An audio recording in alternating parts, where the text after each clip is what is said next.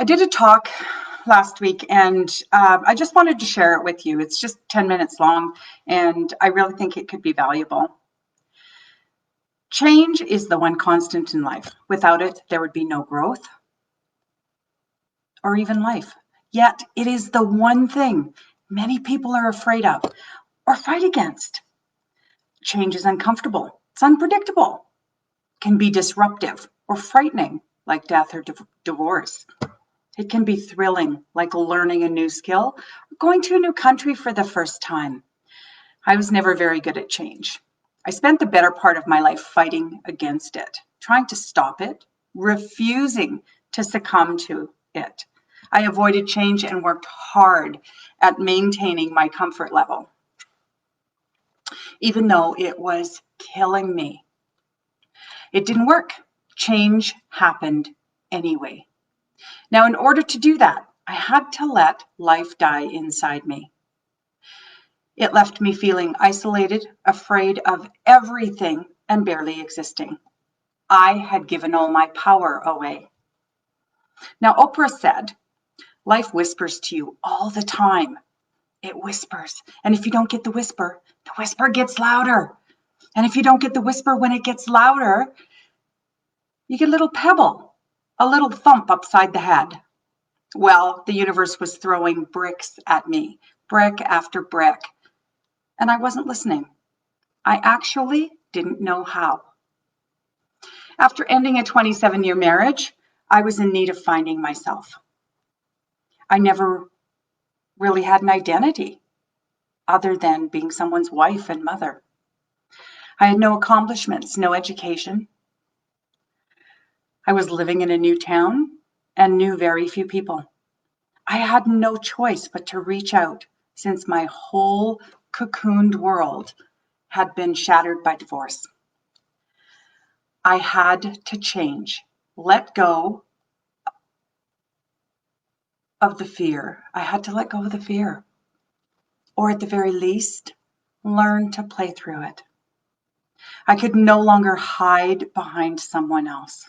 I was no longer someone's wife, and my daughter no longer needed looking after. I had to find a way to look after myself. So I took class after class, searching for answers, looking for a clue as to how to bring myself back to life. Although I can't tell you what class it was, the instructor said something I will never forget. She said, "You are 100% responsible for the life you have." Now, I have to tell you, I reacted pretty badly. In fact, I was pretty angry. How dare she say I was responsible for the life I had? I hadn't asked to be born to a child who had been raised by her siblings. I hadn't asked for an alcoholic, absentee, irresponsible father. I hadn't asked for my marriage to implode.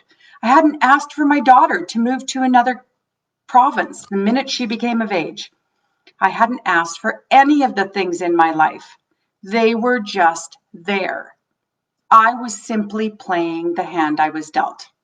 The list of things I felt I had no control over was huge. I thought about it day and night for many weeks. I just couldn't wrap my head around this idea. Now, in order for things to change, you have to be honest, first with yourself. Brutal honesty, acknowledgement, and acceptance of what actually is. Now, this is a very uncomfortable thing to do, and I struggled against it until the day my thinking shifted, and I finally asked the question, what part have I played in my life? The answer was a definitive aha moment.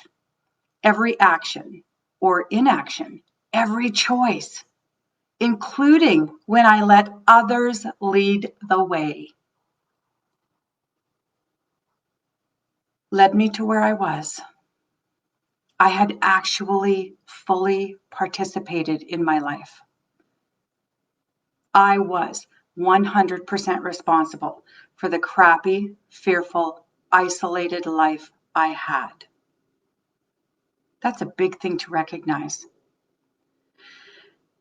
Now, I've had lots of ahas over the years, like when a friend said, I don't have bad days, I have bad moments. I have not had a bad day since. Or when I recognized you don't always get to choose the thoughts that pop up in your head, but you do get to choose the thoughts you keep. There have been many things I've learned that have added value, but I believe this one was the most important, the foundation for all the others to take root from. For me, this was the jackpot, the $1 million aha. Now, acknowledging I was 100% responsible for the life I have was not just a shift of perspective, it was a shift of power. By recognizing I had given my power away, I was able to take it back, to regain control over the life that had always been, or seemed to be, out of my control. So ask yourself this question. Are you 100% responsible for the life you have? Or does someone else have your power? If you do not believe you are the one in control, you may want to look at where your power is. Regaining your power is the foundation of building the life you want. You cannot change what you do not acknowledge. And no matter how precisely we plan, things don't always follow our will. We are not on this earth alone, and our energies are intertwined. We are touched by everyone and everything we come into contact with. And sometimes the energy makes us smile, and sometimes makes us afraid. There are always outside and inside sources trying to block our way. These days, with all the uncertainty in the world, we are definitely living in the energy of fear. And there is an ebb and flow to life, and we are all just a work in progress. Right now, we are ebbing and ebbing and ebbing. I feel like this ebb, this pullback, may never end. Now it will, of course, but it feels like it won't because we don't know what's going on. So what can we do about it? Maya Angelou said, when we know better, we do better. Which brings me to compassion and forgiveness, not only for others, but first for yourself. You may not always get it right the first time. And even though we know better, we sometimes drop the ball. They say the definition of insanity is doing the same thing over and over and expecting different results. I was doing a talk a few weeks ago, and I said that every day I get up, I give myself a do-over. And the moderator said, like Groundhog Day, which is a 1993 movie with Bill Murray and Andie MacDowell. Now, Bill was stuck in a time loop. He would wake up and live the same day over and over. Eventually, he recognized in order to get out of the loop, to get what he wanted, he needed to do something different. He needed to change. So he started to experiment. Now, some things got him farther into the day, and sometimes he would be stopped quickly and the loop would start over. Now, my do-overs are kind of like that. Every day when I wake up, I get to start over. I get to react differently. I get to choose to feel differently, behave better or worse, depending on the situation. And like Bill in the movie, when it doesn't work, when I don't get what I want, the next day I get to try something different. Now, that doesn't mean I'm going to be a different person every day, like an actress playing a part. What I mean is, I decide what I carry into this new day. Am I going to hang on to an argument or let it go? Maybe apologize for my part or forgive them for theirs. Every day I forgive myself. I have compassion for myself, for my failings. I'm human, I'm not perfect.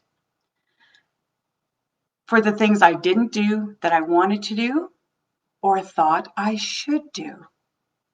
I accept that some days I will have wins and some days I won't.